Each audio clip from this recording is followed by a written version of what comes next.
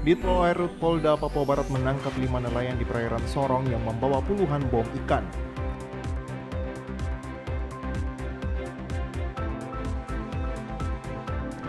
Bupati Pegunungan Arfak Yesaya Saroy kembali menegaskan kepada seluruh aparatur sipil negara untuk tidak lagi berkeliaran di Manokwari.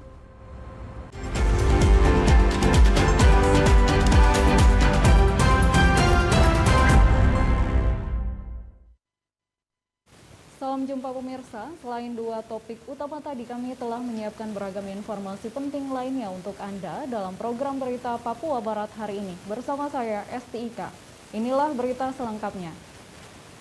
Pemirsa, Direktorat Kepolisian Perairan Laut dan Udara Polda Papua Barat menangkap 5 nelayan di perairan Sorong yang membawa puluhan bom ikan saat menuju ke Raja Ampat.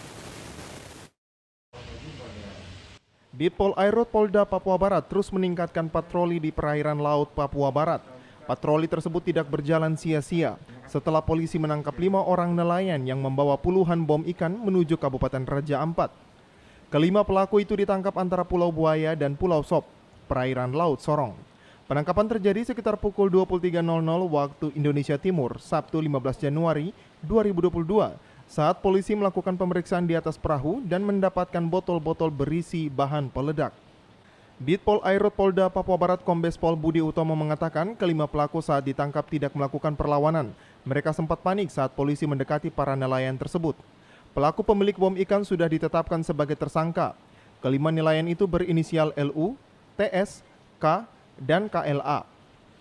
Selain menangkap pelaku, polisi juga mengamankan barang bukti 1 buah kapal tanpa nama, mesin Yamaha 40 PK 2 buah, bom ikan sebanyak 35 botol, 2 pak korek api dan sebuah kompresor. Menurut Budi, alat-alat yang berhasil diamankan digunakan untuk membuat bom ikan. Para tersangka mengaku sudah membuat bom ikan sejak lama. Budi menjelaskan patroli Siskamling malam rutin dilakukan penangkapan tersebut berdasarkan sumber informasi yang dikumpulkan di lapangan. Ada kelompok yang melaksanakan bom ikan dari wilayah Sorong menuju wilayah Raja Ampat. Patroli dari KP Anggada 7016 bersama teman-teman dari Direktorat berhasil menangkap tersangka bom ikan. Untuk TKP-nya adalah di perairan antara Pulau Buaya dan Pulau Sop. Ada 5 orang tersangka. Kita amankan 1 buah kapal tanpa nama, mesin 40 PK 2 buah, bom ikan berupa dalam botol sebanyak 35 botol dengan aneka jenis botol, kemudian 2 kotak korek api berisikan dobis sebanyak 40, 5 korek api dan 1 alat kompresor. Atas perbuatan para nelayan tersebut, kelima orang tersangka masih menjalani penahanan di Ditpol Airut Polda Papua Barat. Mereka terancam hukuman 20 tahun penjara. Dari Kota Sorong, Tim Liputan TVRI Papua Barat melaporkan. Tindak Pidana Umum Satreskrim Polres Manokwari menyebutkan kasus penipuan dan penganiayaan di awal tahun 2022 menonjol dari kasus-kasus lainnya yang sedang ditangani. Demikian disampaikan Kanit Pidum Satreskrim Polres Manokwari, Ibda Devrianti. Ia mengatakan, dari unit pidana umum mulai dari tanggal 1 hingga 17 Januari 2022, sudah ada 20 kasus yang saat ini ditangani oleh anggotanya, di mana untuk atensi saat ini, kasus penipuan dan penggelapan meningkat pada awal tahun ini, dengan jumlah kasus 6 kasus penipuan, sedangkan sisanya kasus penganiayaan dan judi togel yang saat ini sedang dalam pemeriksaan oleh Bagian Pidana Umum Polres Manokwari. Sendiri dari unit saya, unit pidana umum, itu dari 1 Januari hingga sekarang itu sudah sekitar 20-an kasus yang masuk. 20-an kasus, ada kasus penipuan. Kalau untuk atensi mungkin ada kasus penipuan, yang mana penipuan dan penggelapan, itu dengan nominal yang lumayan besar juga. Ada kasus penipuan itu sekitar 5 atau 6 kasus. Itu kasus penipuan, dan yang sudah kita tangani sekarang masih 2 kasus. Lebih lanjut, Ibda Devrianti menyebutkan kasus yang saat ini tinggal menunggu proses penyelesaian yaitu kasus pembunuhan yang terjadi di distrik Menyambau, Kabupaten Pegunungan Arfak pada tahun 2021 kemarin. Bersama dengan kasus penipuan di salah satu rumah makan di Manokwari yang sedang dalam proses kelengkapan berkas penangkapan terhadap pelaku. Sisa kasus penipuan lainnya saat ini sedang dilakukan pengembalian uang dari pelaku kepada korban, sehingga kasus ini bisa diusahakan masuk dalam restoratif justice atau penyelesaian perkara oleh anggota kepolisian. Sekarang yang mungkin tinggal sedikit lagi, itu mungkin kasus yang pembunuhan Menyambau itu sudah sebentar lagi kayaknya sudah selesai. Dan untuk kasus penipuan, ada penipuan di Inggandi, itu kita sedang lengkapi kelengkapannya untuk penangkapannya. Terus untuk kasus yang ada lagi penipuan itu kita juga sudah baru undang dari pihak korban sama pihak terlapornya, bagaimana caranya supaya kalau misal dari pihak korban menginginkan untuk dikembalikan uangnya, ya kita menyesuaikan dengan tersangkanya apa bisa atau tidak. Kalau misal bisa, ya nanti kita usahakan biar dia masuk ke restoratif justice seperti itu. Kalau untuk yang sekarang masih ditangani penyidik saya itu penipuan penggelapan itu, terus yang kasus togel, terus yang masalah pembunuhan Menyambau.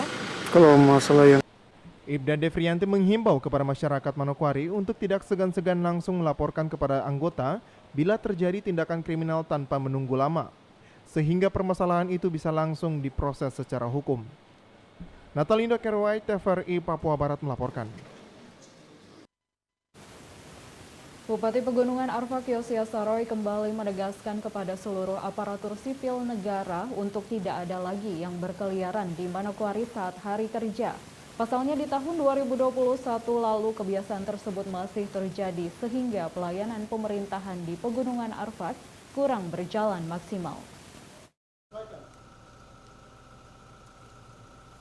Penegasan tersebut disampaikan Bupati Pegunungan Arfak Yosias Saroy di hadapan para ASN saat apel pagi di Anggi. Bupati mengingatkan kepada seluruh pimpinan OPD beserta para staf untuk tidak lagi meninggalkan kantor saat hari kerja. Bahkan tegas Bupati tidak ada lagi kantor OPD yang terlihat kosong saat jam kerja. Untuk itu rumah-rumah pejabat maupun rumah pegawai yang sudah ada segera ditempati tanpa ada lagi pegawai yang beralasan tidak ada tempat tinggal maupun fasilitas penunjang lainnya seperti kendaraan dinas. Kepada para pegawai, staf, dan juga CPNS yang ada untuk bisa bekerja. Ya, jadi kantor jangan ada yang kosong lagi untuk tahun yang baru. Kita masuk ke tahun yang baru ini dengan semangat yang baru, jiwa yang baru, ya, dengan penuh rasa tanggung jawab. Tidak bisa kita tinggal di rumah. Kita kerja di sini karena kabupaten ini hadir untuk kita memberikan ya, pelayanan yang terbaik untuk masyarakat. Kita jalankan pada pemerintahan dan juga pembangunan. Selain itu, ada sejumlah warga masyarakat yang menyampaikan langsung kepada Bupati soal kehadiran dan kinerja para pejabat di lingkup Kabupaten Pegunungan Arfak yang lebih banyak aktivitasnya di Manokwari. Sehingga Bupati pun geram dengan kenyataan yang disampaikan oleh warga saat Bupati hadir dalam ibadah Minggu pagi di salah satu jemaat di Kampung Demaisi, Distrik Menyambau. Makan banyak dipegang baru tas keluar buang semua di Manokwari. Saya bilang Bapak yang nilai sudah. Apa yang Bapak bicara itu benar karena kita ya, semua punya para pejabat ini di PNS semua tinggal di Manokwari. Ya, ngotot untuk jabatan, ngotot untuk kita kasih kendaraan, semua sudah bijak. Tidak ada kendaraan yang berjalan dipegang. Semua ada di Manokwari, Mancel. Dalam apel pagi hanya terlihat sebagian kecil pegawai yang hadir dari 1.000 lebih pegawai Kabupaten Pegunungan Arfak. Padahal berdasarkan surat edaran Gubernur Papua Barat tentang libur dan cuti Natal dan Tahun Baru, bahwa para pegawai negeri sudah kembali berkantor pada tanggal 3 Januari. Namun masih banyak pegawai di lingkup Kabupaten Pegunungan Arfak yang mangkir dari kehadiran. Dari Pegunungan Arfak, Yusuf Tandi, TVRI Papua Barat melaporkan. Dokumen pelaksanaan anggaran DPA yang setiap awal tahun anggaran dibagikan kepada setiap organisasi pimpinan daerah hendaknya dijalankan sesuai mekanisme tanpa harus dipaksakan sehingga program dan kegiatan tepat sasaran dan tepat waktu. Hal tersebut kembali disampaikan Bupati Pegunungan Arfak Yosias Saroy kepada semua pimpinan OPD termasuk bendahara dan pejabat pengelola kegiatan. Pasalnya seperti pada tahun-tahun sebelumnya, banyak OPD yang mendesak untuk menggunakan anggaran sekaligus, padahal sesuai aturan penggunaannya harus secara bertahap. Sehingga kata Bupati, biasanya ada pimpinan OPD yang menggunakan kekerasan kepada pegawai Badan Pengelola Keuangan untuk segera mengeluarkan anggarannya tanpa melalui prosedur yang ada, apalagi terhadap penggunaan dana alokasi khusus. DPA kalau sudah dibagikan, mari kita jalankan itu dengan baik. Itu ada mekanismenya. Ya. Jangan DPA sudah diterima langsung nafsu tinggi, jadi kasih keluar barang itu semua tanpa aturan, harus beberapa tahapan yang harus kita lalui. Jangan pakai kekerasan, jangan ini kamu keuangan ini kerja bagaimana, kita semua prosedurnya ada, aturan mekanisme ada. Silakan ikuti itu, tidak boleh memaksakan. Terutama dana-dana dak itu, mari kita tangani secara baik dan pasti. Untuk menghindari adanya kesalahan dalam prosedur pencairan dan penggunaan anggaran seperti pada tahun sebelumnya, Bupati berpesan agar hal tersebut tidak lagi terjadi di tahun 2022.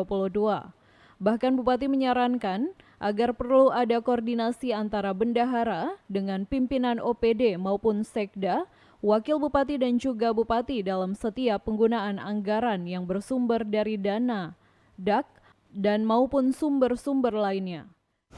Jangan ataupun operasional semua sudah habis. Saya berharap tidak seperti itu. Ya, semua ada semester 1, ada semester 2. Dalam satu semester atau semester itu juga ada triwulan 1, triwulan 2. Ya, kita harus lihat itu secara baik. Untuk itu, pimpinan OPD dapat kepada staf yang ada di bawah. Kalau sudah kita kasih kepercayaan, harus jalankan dengan penuh rasa tanggung jawab dan koordinasi dengan pimpinan OPD masing-masing.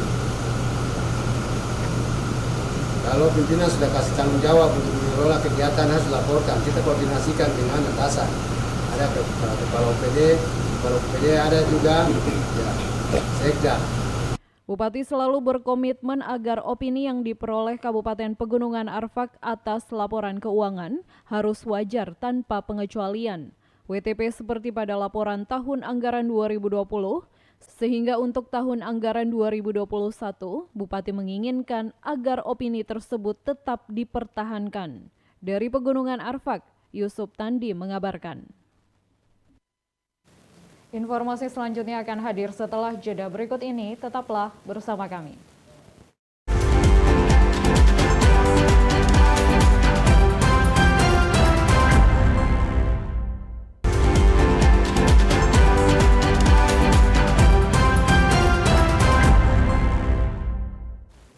Terima kasih Anda masih bersama kami. Pemirsa, Wakil Bupati Kaimana Hasbullah Purwada telah menyerahkan dokumen rancangan kebijakan umum anggaran dan prioritas plafon anggaran sementara anggaran pendapatan belanja daerah APBD Kabupaten Kaimana tahun anggaran 2022 kepada DPRD Kaimana. Penyerahan dokumen tersebut berlangsung di ruang rapat DPRD Kaimana. Wakil Bupati Kaimana, Hasbullah Purwada telah menyerahkan dokumen rancangan kebijakan umum anggaran dan prioritas plafon anggaran sementara. Anggaran pendapatan belanja daerah APBD Kabupaten Kaimana tahun anggaran 2022 kepada DPRD Kaimana. Penyerahan dokumen KUA dan PPAS dalam rapat paripurna DPRD Kabupaten Kaimana berlangsung di ruang rapat DPRD Kaimana pada Selasa tanggal 18 Januari 2022. Wakil Bupati Kaimana, Hasbullah Purwada, dalam sambutannya mengatakan, arah kebijakan umum APBD Kaimana tahun 2022 difokuskan pada pemenuhan pencapaian sasaran program prioritas daerah. Visi pembangunan Kabupaten Kaimana tahun 2021-2026 adalah terwujudnya Kabupaten Kaimana yang maju, adil dan sejahtera melalui pengembangan sumber daya manusia, sumber daya alam, dan kearifan lokal dengan misi pada tahun 2022 dengan tema pembangunan yaitu mewujudkan pemerintah yang adil, kreatif, inovatif, transparan, dan anti korupsi, serta berwibawa.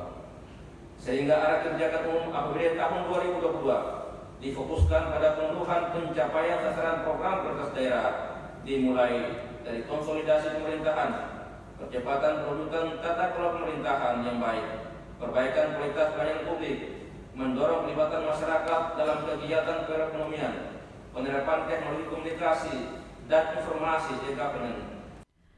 Wakil Bupati juga mengatakan, rancangan kebijakan umum anggaran tahun 2022 meliputi pendapatan yang dianggarkan sebesar 1.151.439.344 rupiah. Rancangan kebijakan umum anggaran tahun anggaran 2022 kami usulkan sebagaimana berikut. A. Pendapatan daerah Kabupaten Kaimana tahun 2022 pada rancangan kebijakan umum anggaran tahun anggaran 2022 dianggarkan sebesar 1.049.514.489 rupiah. B. Belanja daerah Kabupaten Kaimana tahun 2022 pada rancangan kebijakan umum anggaran tahun anggaran 2022 dianggarkan sebesar 1.151.439.758.347 rupiah. Hadir dalam rapat paripurna tersebut, Sekda Kaimana, Forkopimda Kaimana, serta pimpinan OPD di lingkup Pemkab Kaimana. Dari Kaimana, Arfad Jempot, TVRI Papua Barat melaporkan. Menunjang kesehatan ibu dan anak, Dharma Wanita Kantor Pencarian dan Pertolongan SAR Manokwari membuka Posyandu Kasari Rescue sebagai bagian dari pelaksanaan pelayanan kemanusiaan bagi masyarakat di sekitar kantor SAR Manokwari. Peran posyandu di tengah masyarakat sangatlah besar. Meski identik dengan bayi dan balita, kegiatan posyandu dan manfaatnya ternyata tidak hanya sebesar itu. Banyak program posyandu yang juga diperuntukkan bagi orang hamil, ibu menyusui, dan pasangan usia subur. Untuk itu, Kantor Pencarian dan Pertolongan SAR Manokwari membuka pelayanan posyandu yang berada di lingkungan kantor SAR Manokwari bagi keluarga, pegawai, maupun masyarakat yang berada di sekitar kantor SAR.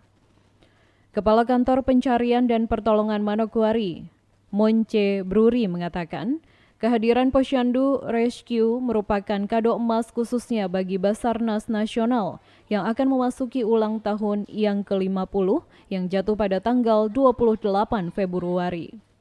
Terlebih khusus, Monce menyebutkan, ini merupakan sesuatu hal yang baru di lingkungan kantor SAR Manokwari untuk melaksanakan pelayanan kemanusiaan bagi warga sekitar yang membutuhkan pelayanan posyandu.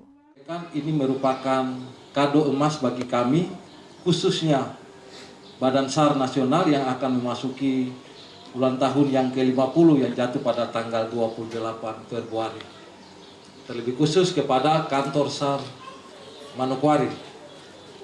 Ini merupakan sesuatu hal yang baru bagi kantor SAR Manokwari untuk melaksanakan pelayanan kemanusiaan, pelayanan terhadap warga sekitar. Kami memulai dengan warga sekitar karena kantor ini, di samping kantor ini ada masyarakat sekitar. Kalau dilihat dari samping ada masyarakat sekitar. Nah, tujuan kami mendirikan posyandu ini untuk membantu masyarakat sekitar. Kita sama-sama membantu pemerintah ikut serta dalam menangani stunting, kekurangan gizi, serta pertumbuhan anak. Selaku Ketua Dharma Wanita Persatuan Kantor Pencarian dan Pertolongan Manokwari, Lince Bruri mengatakan, kegiatan posyandu ini dapat berjalan atas kerjasama dengan Puskesmas Sowi. Dengan harapan, Posyandu Rescue ini bisa dapat berguna bagi masyarakat yang berada di sekitar kantor SAR Manokwari. Selaku Ketua Dharma Wanita di Kantor Pencarian dan Pertolongan Manokwari, saya sangat bersyukur sekali karena hari ini telah kami bekerja sama dengan Puskesmas Pastori telah membuka Posyandu Rescue, Kasuari Rescue yang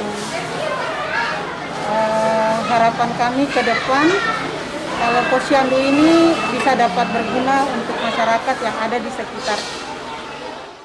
Sementara itu, Kepala Puskesmas Sowi, Gerda Boseren, mengapresiasi kegiatan yang dilakukan oleh Dharma Wanita SAR Manokwari. Diharapkan kegiatan ini bisa terus dilakukan untuk membantu kesehatan ibu dan anak di Posyandu yang telah didirikan oleh Basarnas Manokwari. Kami dari pihak Puskesmas, saya selaku Kepala Puskesmas Sowi, Kabupaten Manokwari, menyampaikan apresiasi dan banyak terima kasih untuk Ibu Kepala DWP, Ketua DWP yang ada di kantor pencarian dan pertolongan Kabupaten Manokwari.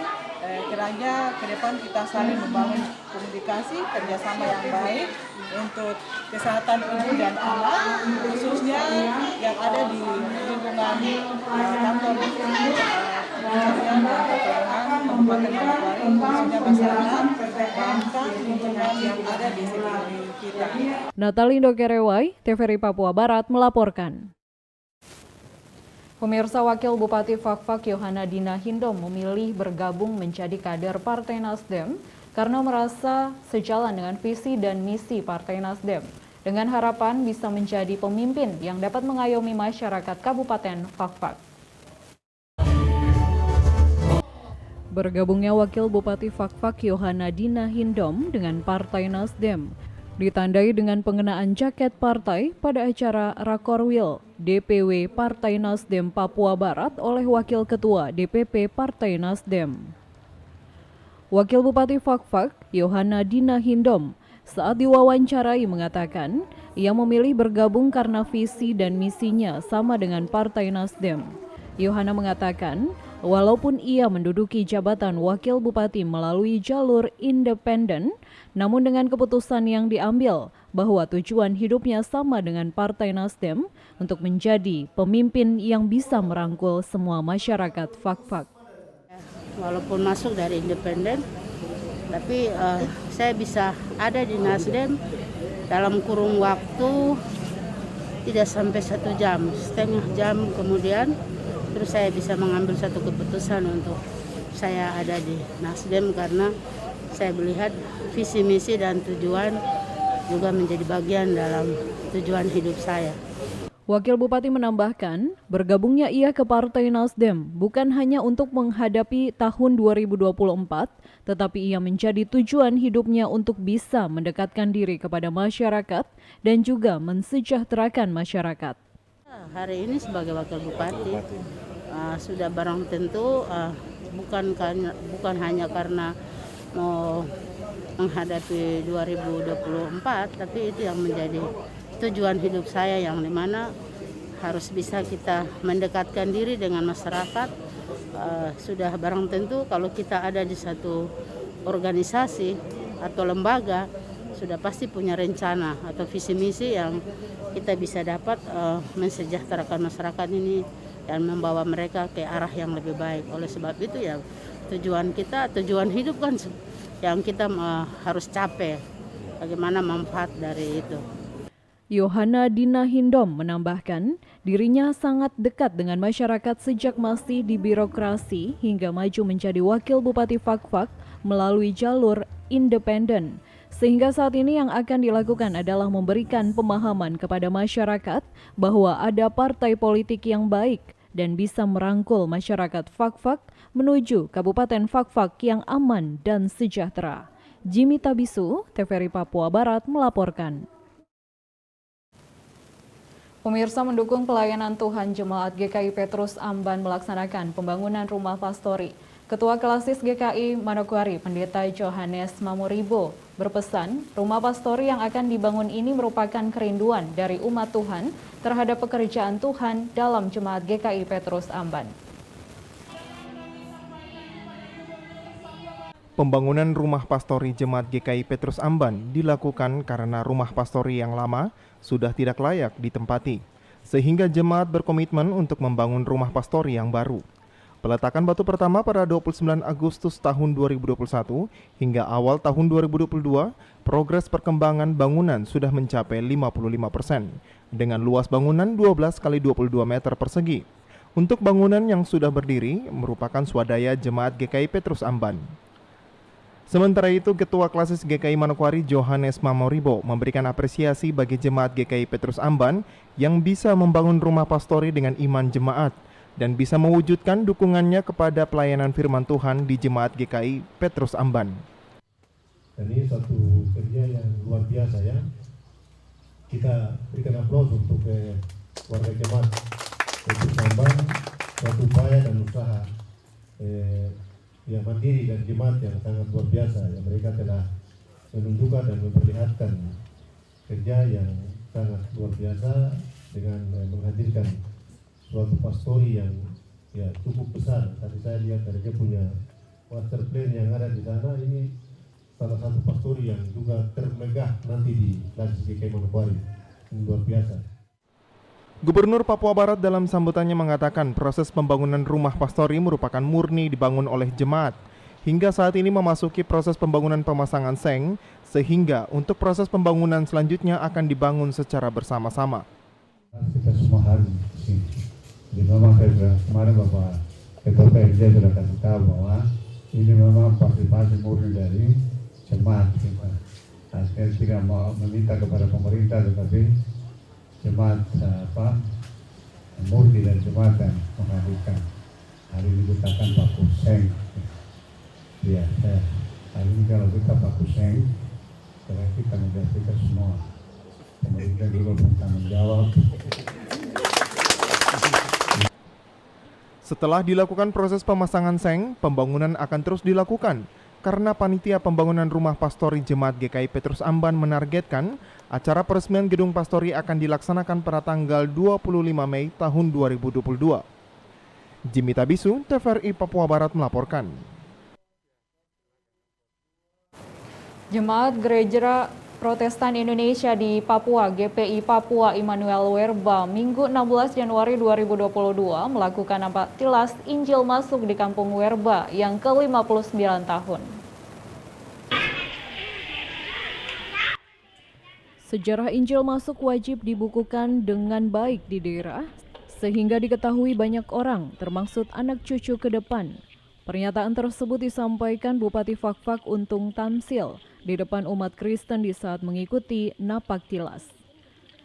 Untung Tamsil mengajak umat di Kampung Werba untuk mengucap syukur dan bersama mengenang kembali masuknya Injil atau firman Tuhan, mengingat penginjil yang datang ke Kampung Werba. Tak terlepas dari peran umat Muslim di dalam perjalanan penginjil tersebut saat masuk di Kampung Werba untuk pertama kali. Dan kisah masuknya Injil harus ditulis, dibukukan, serta kisah ini harus diketahui anak cucu. Perkenalkan saya mengajak Bapak Ibu, saudara sekalian, kita naikkan puja puji syukur kita kepada Tuhan yang Maha Kasih atas limpahan anugerahnya, berkatnya, sehingga kita semua bisa berada di tempat ini dalam rangka kita mengenang kembali satu peristiwa dan sejarah, dan itu merupakan nilai yang harus kita lestarikan, yaitu ada firman Tuhan yang masuk di Werba ini, yang juga itu melalui perantara keluarga besar, kekeluargaan dari Muslim dan juga saudara yang umat Kristiani. Lebih lanjut, Bupati Fakfak Untung Tamsil mengharapkan momentum Injil masuk di Kampung Werba agar segera didiskusikan bersama tim kaji di distrik Fakfak Barat. Dan hal ini dipastikan oleh Untung Tamsil bahwa informasi masuknya Injil di tanah Papua pada belahan selatan, khusus di Kampung Werba, akan diketahui banyak orang luar. Bahkan cerita Injil masuk dapat dijadikan mata pelajaran di sekolah hingga perguruan tinggi, serta dapat terintegrasi dengan semua organisasi perangkat daerah di Kabupaten Fakfak, dijadikan program wisata di daerah. Dan ini harus menjadi sebuah edukasi dan juga menjadi informasi dan pengetahuan bagi kita anak cucu. Karena Bapak Ibu saudara, selalu kita bilang Fafak ini kota peradaban, Fafak ini kota tua, kota sejarah, tetapi masih banyak dan kurang dari sisi kita menuliskan itu untuk nanti bisa menjadi satu bahan atau referensi dan juga bisa menjadi muatan lokal bagi anak-anak sekolah kita dari tingkat SD, SMP hingga SMA, bahkan bila perlu ke perguruan tinggi yang ada di Papua. Kegiatan Napaktilas Injil masuk di Kampung Werba tanggal 16 Januari 2022 yang dimulai pada tanggal 16 Januari 1927, 95 tahun silam, dipadukan dengan perayaan Natal bersama distrik Fakfak Barat dengan sorotan tema Natal Nasional, Cinta Kasih Kristus yang menggerakkan persaudaraan. Dan tema Hari Ulang Tahun Pekabaran Injil di Kampung Werba tahun 2022, yakni Injil itu Kekuatan Allah. Frans Tamaela, kontributor TVRI Papua Barat melaporkan dari Fakfak.